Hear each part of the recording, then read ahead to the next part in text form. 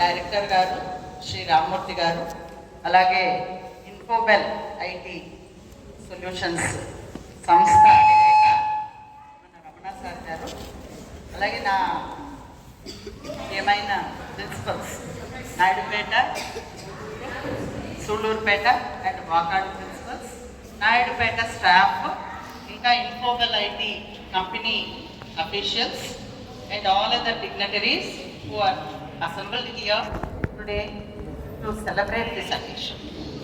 So I am very thankful to Ramana garu endukante ekkado cheyadam ledu, baga unna schools ki cheyadam ledu, mana school ki cheyadam ledu.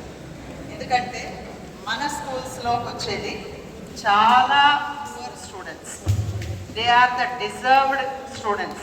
కానీ వాళ్ళకు చేసిన help అసలు జీవితంలో మరవలేని help.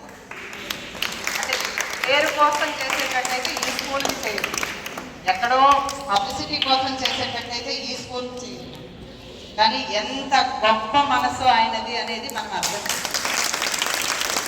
ఇలాంటి పిల్లలకు చేయడం అనేది ఆయన గొప్ప కదా. ఎంత అసలు జనరాసిటీ ఉంటేనో మన స్కూళ్ళ వైపు చూడు.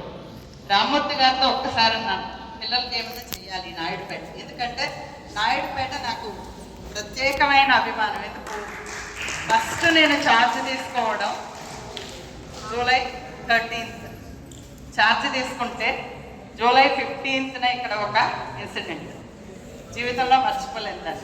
ఎందుకంటే 135 మంది పిల్లలు హాస్పిటలైజ్ డ్యూ టు డయేరియా. ఆ రోజు అదే ఫస్ట్ అనమాట నేను తిరుపతి డిస్ట్రిక్ట్ స్కూల్స్ చూడడం, అదే ఫస్ట్.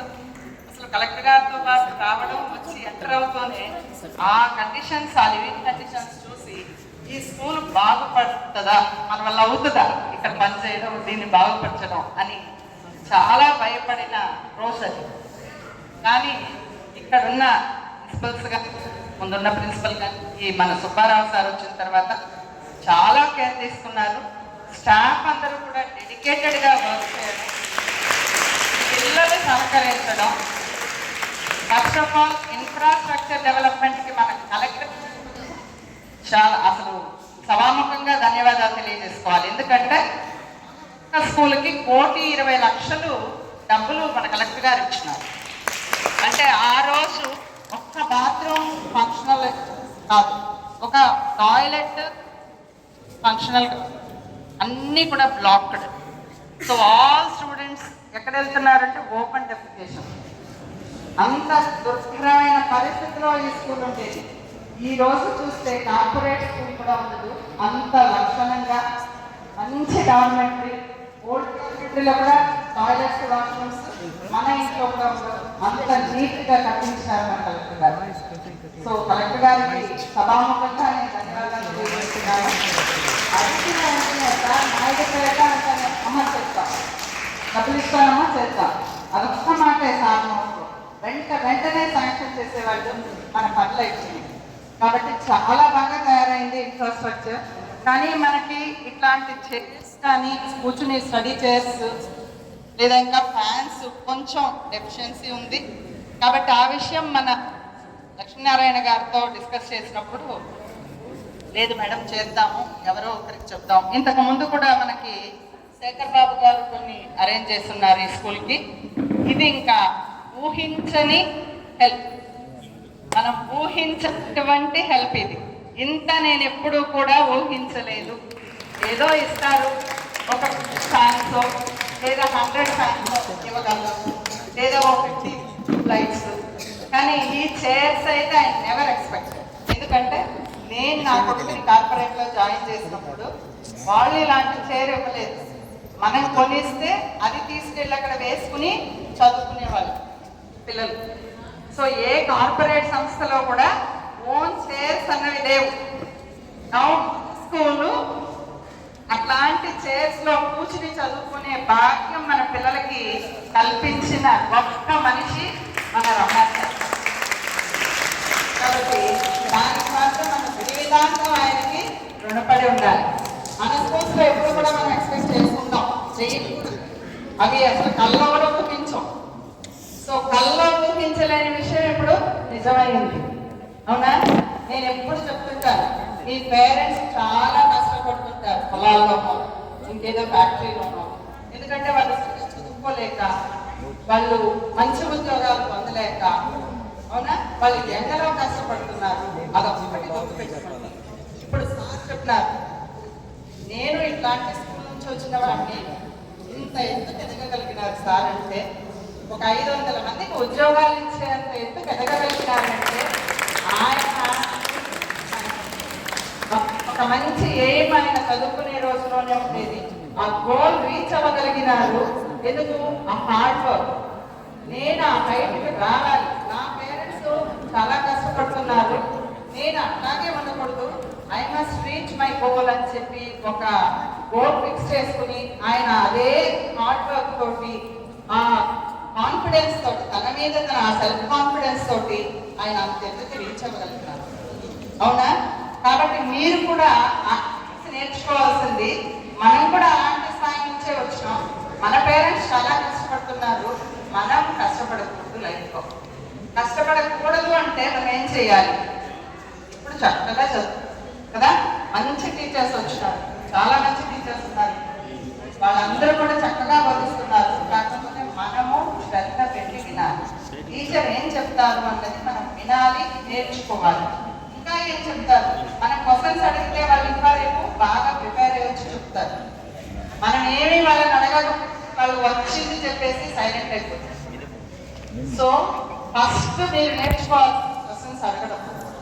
ఒక టాపిక్ తీసుకుని దాన్ని చదువుకోవాలి, ఏం క్వశ్చన్స్ అడగాలి నేను టీచర్ నన్ను తీయకుండా.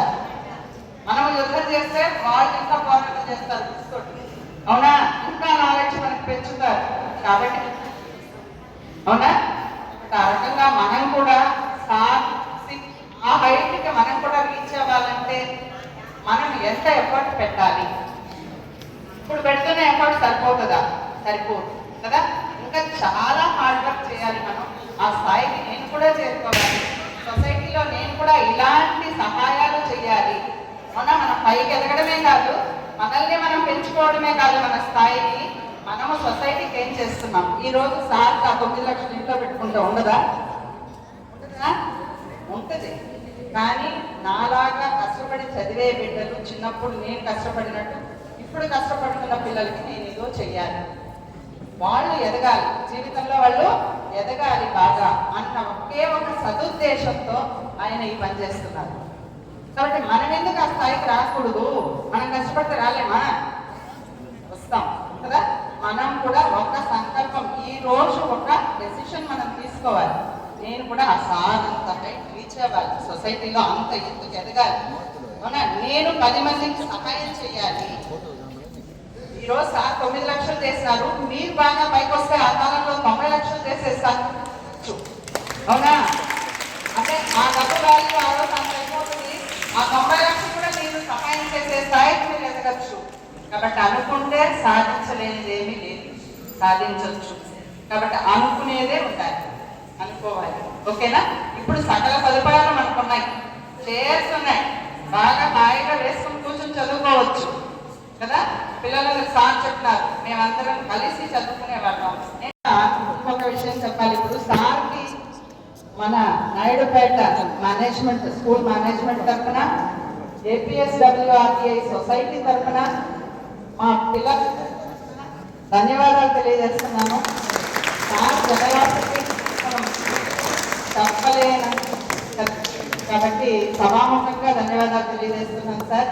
ఇంకా మీ గొప్పతనం ఎక్కడుందంటే అన్ని స్కూల్స్కి చేస్తానన్నారు, ఈ 4 స్కూల్స్ కాదు అన్నిటికీ చేస్తానన్నారు. సో ఇలాంటి మనిషి దొరకడం మాకు చాలా అదృష్టం. So grateful to you sir. ఇంకా ఇంకొక విషయం చెప్పాలి, మనకి మన రామ్మూర్తి గారి గురించి. మనకి ఎగ్జామ్స్ అప్పుడు ఇంటర్మీడియట్ అమ్మాయి, సూళ్ళూరుపేట అమ్మాయికి చాలా హెల్త్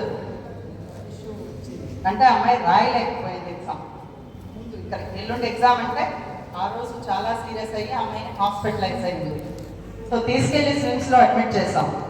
మన రామ్మూర్తి సార్ గారు రోజు ఆ అమ్మాయి దగ్గర ఉండి మానిటర్ చేసుకుని, ఎంత అసలు ప్రాపర్ కేర్ అంటే నేను ఊహించలేనంత. మనమే అయితే హాస్పిటల్లో అంత కేర్ అనేది మనం తీసుకోలేము డాక్టర్స్ నుంచి. ట్రీట్మెంట్ ఇప్పించి ఆ అమ్మాయిని సేఫ్గా బయట పంపించినారు.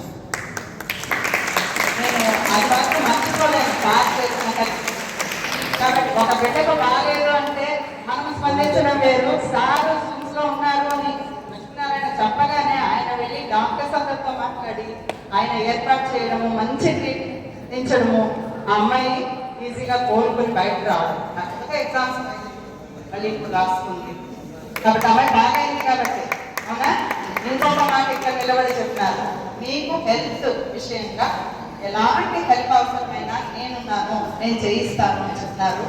సో సభాముఖంగా మీకు ధన్యవాదాలు తెలియజేస్తున్నాను సార్. అంటే మన దగ్గర చదువుకున్న బిడ్డలు ఎంత ఎదిగినా కదా, మళ్ళీ మన స్కూల్స్కి ఏదో చెయ్యాలి అని చెప్పి వాళ్ళ తపన. ఇది గుర్తుపెట్టుకోండి, మనం కూడా అంత ఎదగాలి, బాగా చదువుకోవాలి, మన తల్లి తండ్రి కష్టపడకుండా చూసుకోవాలి. గురువుల్ని బాగా చూసుకోవాలన్నారు. గురువులు బాగా హ్యాపీగా ఫీల్ అవుతారు. ఇప్పుడు మీరు సెటిల్ అయిన రోజు, చాలా హ్యాపీగా ఫీల్ అవుతాం మేము. అంతకంటే ఇంకేమి ఎక్స్పెక్ట్ చేయాలి మీ నుంచి, అవునా? మీరు జీవితంలో స్థిరపడితే అదే మాకు చాలా పెద్ద గిఫ్ట్. సో అదొకటి. తల్లి తండ్రి పెట్టకూడదు ఎప్పటికీ కూడా. మీరు ఎంత స్థాయికి వెళ్ళినా కూడా మన అమ్మ నాన్నని మర్చిపోకుండా, వాళ్ళు మన కోసం ఎండలో కష్టపడుతున్నారు, మనం వాళ్ళని సుఖంగా చూసుకోవాలి. పెద్ద అయిన తర్వాత వాళ్ళని నీడలో పెట్టి జాగ్రత్తగా చూసుకోవాలి. అదొకటి ఇప్పుడే నేర్చుకోవాలి. మళ్ళీ పెద్ద అయిన తర్వాత విచ్చలు విడిగా తయారై కదా, అవునా కాదా? మగ పిల్లల స్కూలు చాలా జాగ్రత్తగా ఉండి చదువుకోండి, మంచి పేరు తీసుకురావాలి. నాయుడు చెప్పి సార్ గారు ఉన్నారు. ఫస్ట్ బ్యాచ్ అయినా సార్ సెకండ్ బ్యాచ్ లో అంత గొప్ప ఐపీఎస్ ఆఫీసర్ అయినారు, అవునా? చాలా పెద్ద ఆఫీసర్ ఆయన ఈరోజు మన స్కూల్ నుంచి చదువుకున్న వ్యక్తి. కాబట్టి మనం కూడా ఆ స్థాయికి ఎదగాలి అన్న గోల్ ఒకటి సెట్ చేసుకోవాలి. చేసుకుని మనం అంతకు ఎదగడానికి మన టీచర్స్ కృషి తీసుకుని మీరందరూ వాళ్ళు చెప్పినట్టు వింటూ బాగా ఎదుగుతారని ఆశిస్తున్నాను. ఎందుకంటే ఇదే లాస్ట్ మీటింగ్ ఏమో నేను రావడం, నేను ఇంకా అన్నమయ్యకి వెళ్ళిపోతాను కాబట్టి ఇదే లాస్ట్ మీటింగ్ కావచ్చు. కాబట్టి పిల్లలు కూడా జాగ్రత్తగా ఉండండి, పడి తగిలించుకోకూడదు, చాలా జాగ్రత్తగా ఉండి చదువు మీద కాన్సన్ట్రేట్ చేసి మనం అయితే వచ్చామో దాని ఫలితాన్ని అందుకునే బయటకు వెళ్ళాలి. ఓకేనా? Thank you once again. I thank Ramana sir and Ramamurthy sir and thank you all. Madam అలాగే బహుజన యూత్ ఫోర్స్